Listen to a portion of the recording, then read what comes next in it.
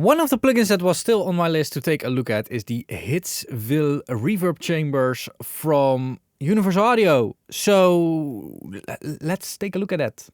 Let's do that.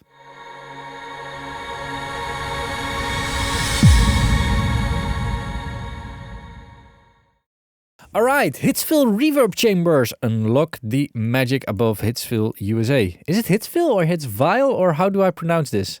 I think it's Hitsville. Hitsville. Anyway, Hitsville reverb chambers give you the glorious sound of the attic reverb chambers that shaped the Motown sound. Yeah, it's really old school stuff going on there. It's really, really nice. Oh, I would love actually to... Like, is that studio still intact? Oh, I need to go there. I need to go there. Oh, yes, yes, yes. Absolutely.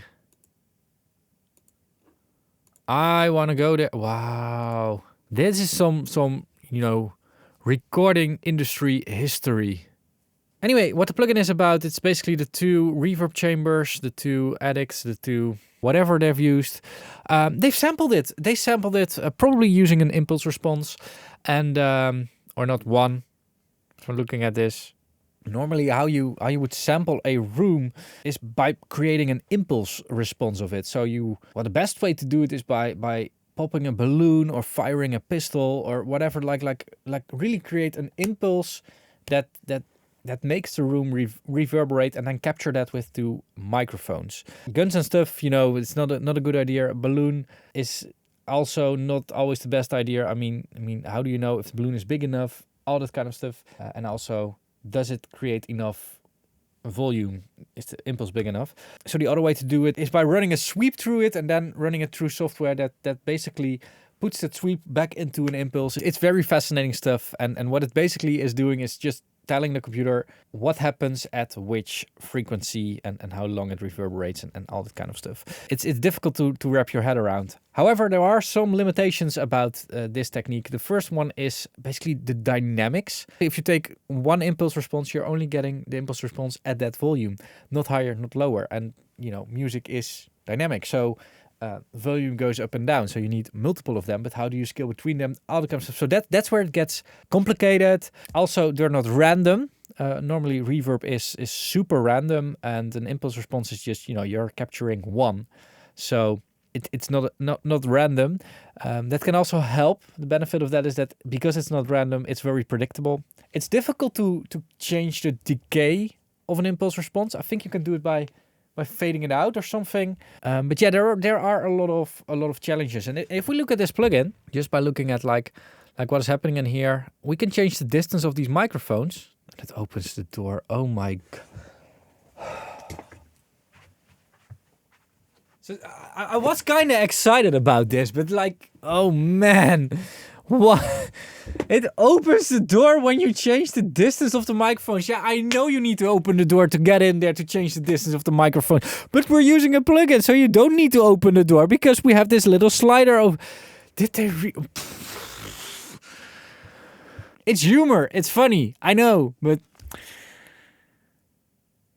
Wow. Anyway, if you look at this, in theory, they would have needed to make an impulse response of every single position of this for 2 different speaker types and for 4 different microphone setups. So imagine the amount of impulse responses you need to make, you need to manage, you need to include in this plugin. I mean, that's really cool. And the plugin is not that big. So I think they're doing some trickery somewhere. I think also for the CPU usage, it's not what I'm describing is not the best solution. Now let's listen to this thing. But before we're going to listen to this thing, I want to say that I got the newsletter from Universal Audio announcing this thing, and that's why I put it on my list. They didn't ask me to review it or whatever. What is interesting though is that apparently I have access to this plugin.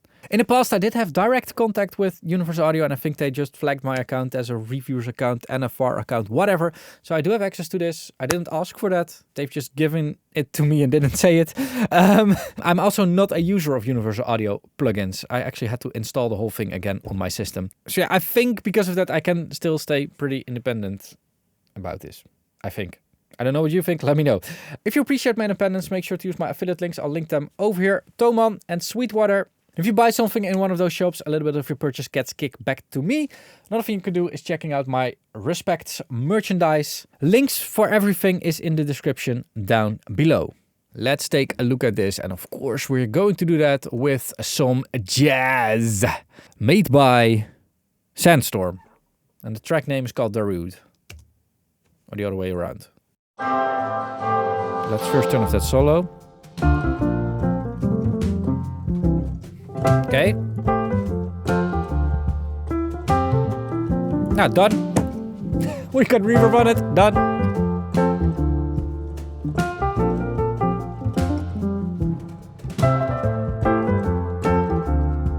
Sounds really nice. Can we get them closer?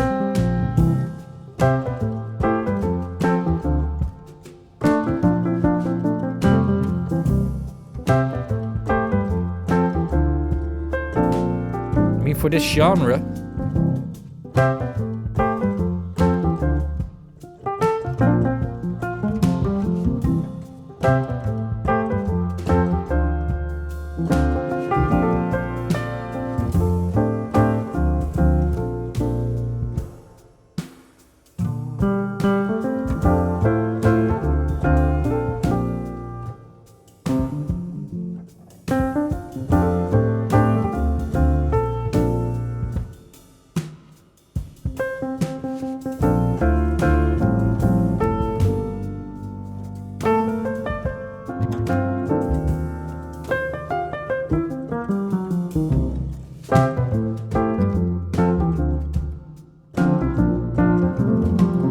let's listen to the full reverb.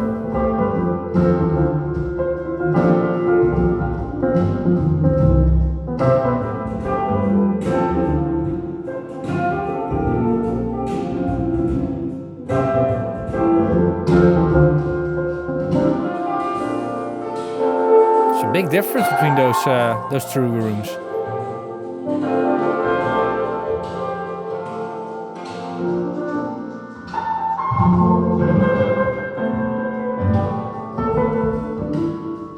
This room is more gezellig, and this room is a little more cold long. Yeah, not that gezellig. But this one sounds really gezellig. I'm Dutch. I know what gezellig is. Gezellig is gezellig. Repeat after me. Gezellig.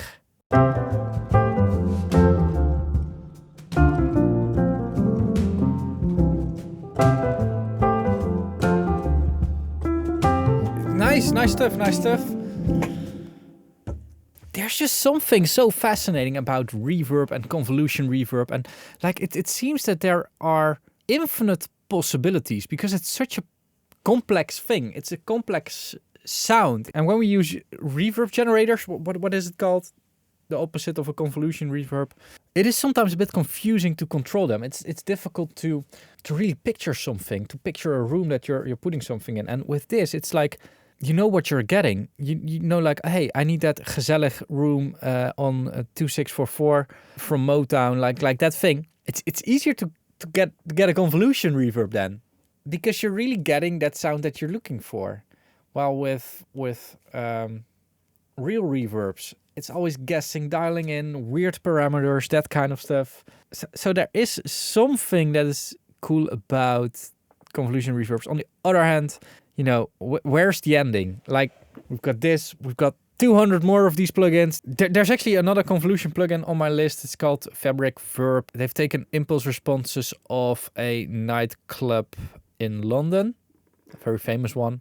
I'm not the type to go to nightclubs, so excuse me if I don't know about it. Sorry. There are already so many of them. So is there added value in them or not? Like that's what I'm trying to figure out. Also because I know a few cool rooms that I would like to make an impulse response of. Maybe just to use for myself, but maybe to share it with you. I don't know. Looking at it from a different perspective, what Universal Audio did is basically taking a sound picture.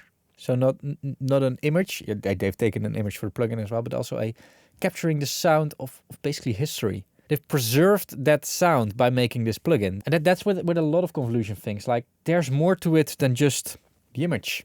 There's also sound. And by making an impulse response, you are really capturing that thing of a certain room, and you can keep it. Room could be gone or whatever, but the sound is still there.